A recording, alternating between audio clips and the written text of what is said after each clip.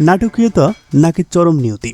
যেই নেইমার জুনিয়রকে নিয়ে কোটি কোটি ব্রাজিল ভক্ত হেক্সা জয়ের স্বপ্ন দেখছিল, দলে সুযোগ পাওয়ার মাত্র কয়েক ঘন্টার মাথায় সেই নেইমার জুনিয়র আবারও ইনজুরির কবলে।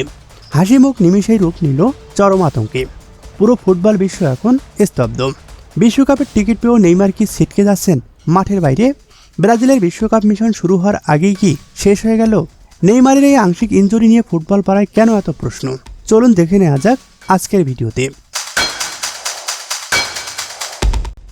স্কট ঘটনার পরেই ব্রাজিল ভক্তদের মাঝে বইছিল আনন্দের হাওয়া।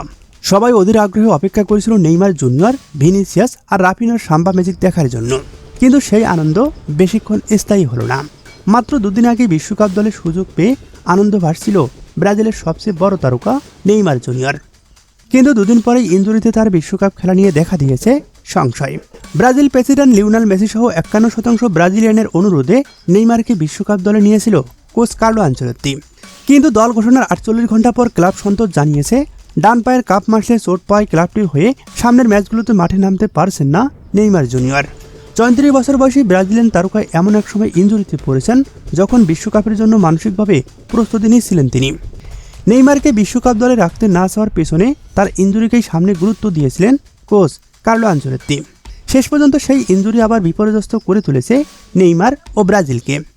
যদিও ব্রাজিল দলের চিকিৎসকরা মনে করছেন বিশ্বকাপে পূর্ণ ফিটনেস হয়েই খেলবেন নেইমার এবং 27 মে ব্রাজিলের বিশ্বকাপ ক্যাম্পে যোগদান করবেন তিনি।